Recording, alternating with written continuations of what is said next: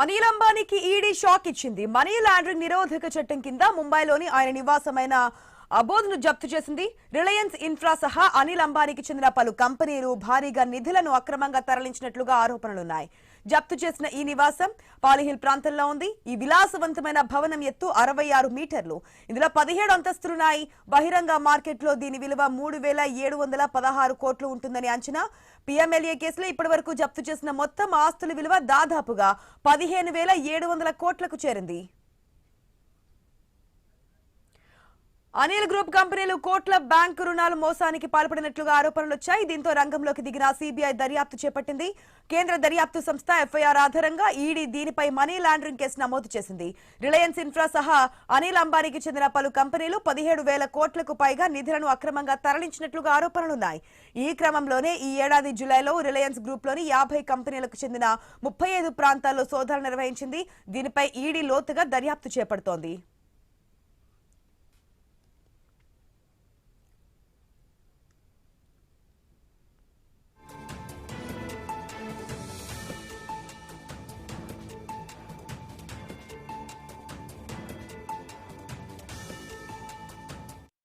మనం చూస్తున్నాం ఏదైతే అనిల్ అంబానీకి ఈడీ షాక్ ఇచ్చినట్టుగా తెలుస్తుంది. ఆయన ముంబైలోని ఆయన నివాసాన్ని కూడా జప్తు చేసినట్టుగా తెలుస్తుంది. పూర్తి మనతో మాట్లాడడానికి ఈ విషయానికి సంబంధించి మన కోటేశ్వరరావు గారు జాయిన్ అయ్యారు.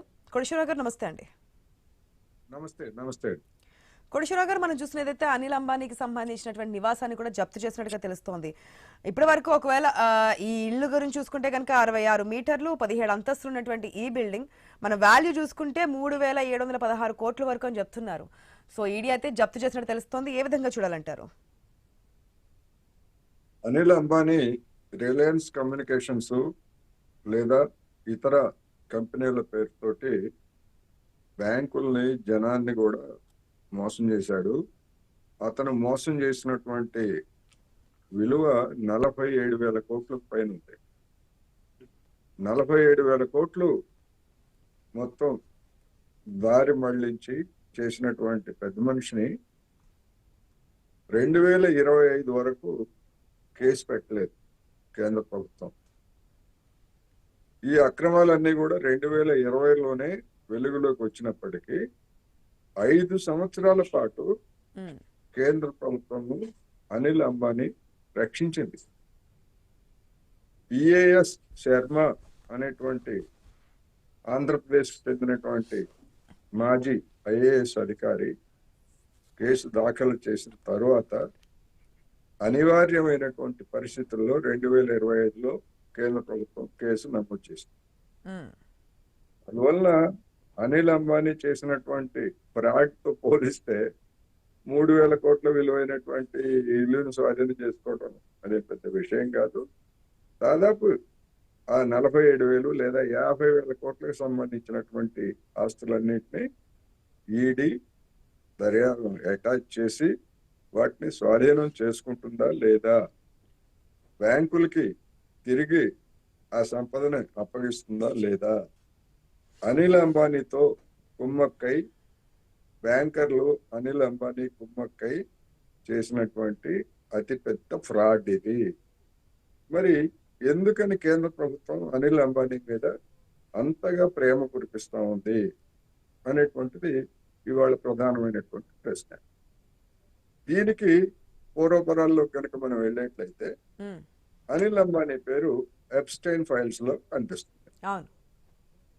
జూలైలో 2017 జూలైలో నరేంద్ర మోడీ గారు ఇజ్రాయెల్ పర్యటనకు సహకరించి ఏర్పాట్లు చేయమని చెప్పేసి అనిల్ అంబానీ ఎప్స్టైన్ ని కోరినట్టుగా స్పష్టంగా వెల్లడైనటువంటి ఫైల్స్ లో ఉన్నాయి.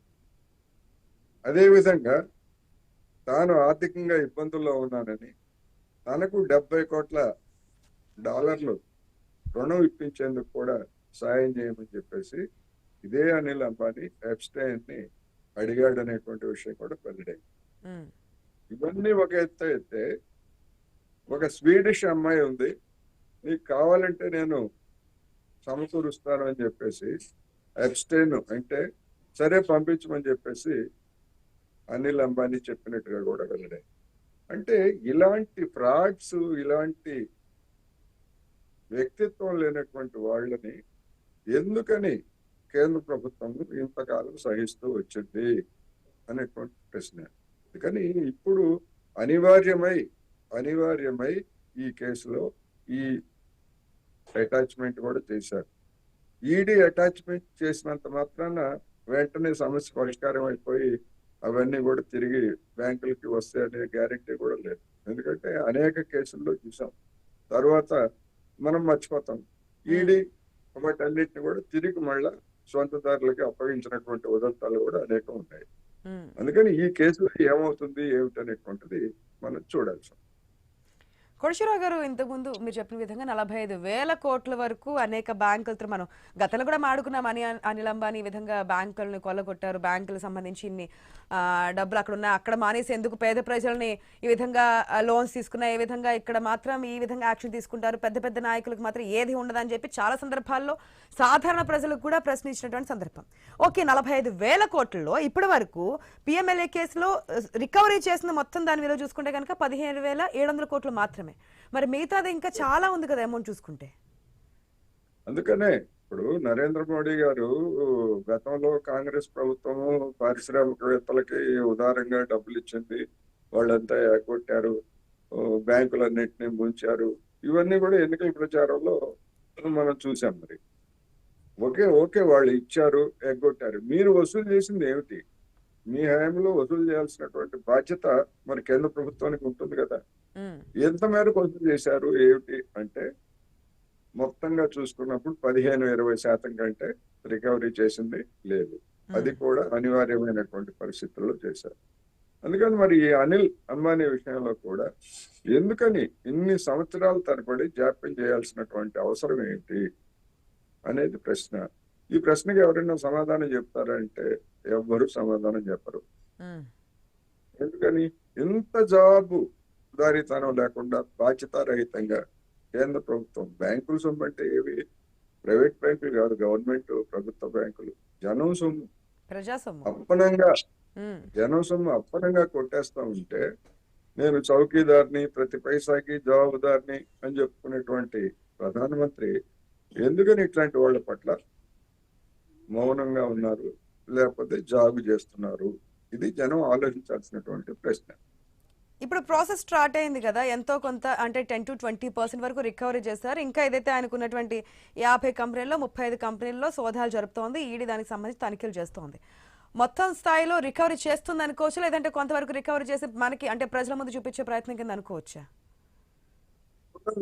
అందులో ఎన్ని ఆస్తులు ఉన్నాయి, ఎన్ని చేతులు దాటిపోయినాయి, ఎన్ని విదేశాలకి వెళ్ళిపోయినాయి, ఏ మేరకు మిగిలింది ఏమిటి, మొత్తం అన్ని డొల్ల కంపెనీలేనా, లేకపోతే ఇంకా ఏమున్నాయి అసలు అనేటువంటిది విచారణ పూర్తయిన తర్వాత మాత్రమే మనకి ఒక స్పష్టత వస్తుంది.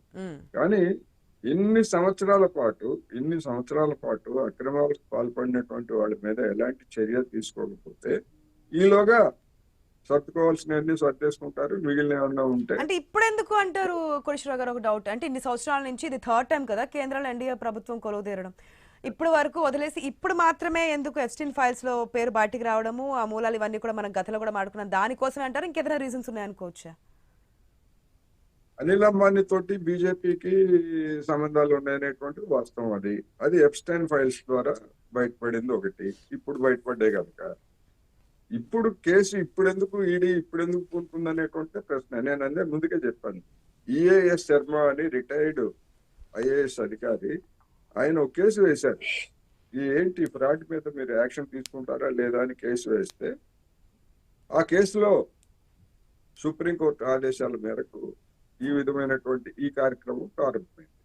అంటే కేసు వేయకపోయినా లేకపోతే కోర్టు జోక్యం చేసుకోకపోయినా ఇలాంటి ఘరానా పెద్ద మనుషుల్ని కేంద్ర ప్రభుత్వం అలాగే వదిలేస్తుంది అనేదే కదా ఇప్పటి వరకు తేలినటువంటిది. అందుకని చిత్తశుద్ధితోటి ఈ కేసులో దర్యాప్తు చేసి ఉన్న ఆస్తులన్నింటినీ వీటన్నిటిని రికవరీ చేస్తే ఎంతో కొంత డెఫినెట్ గా వస్తుంది. అటువంటి చిత్తశుద్ధి ఉందా లేదా అనేటువంటిది కూడా అనుమానమే ఇప్పుడు. ఎందుకంటే కోర్టులో కేసు దాఖలయ్యేంత వరకు మరి ఈడీ కానీ లేకపోతే ఇట్లాంటి అటాచ్మెంట్ ఇవన్నీ ఎందుకు చేయలేదు అంటే ఏదో సంబంధాలు ఉన్నాయి. ఇప్పటికైనా నిష్పక్షపాతంగా విచారణ జరిపి ఏదైతే ఆస్తులు ఉన్నాయో అవి రికవరీ చేయాలని చెప్పి కోరుకుందాం.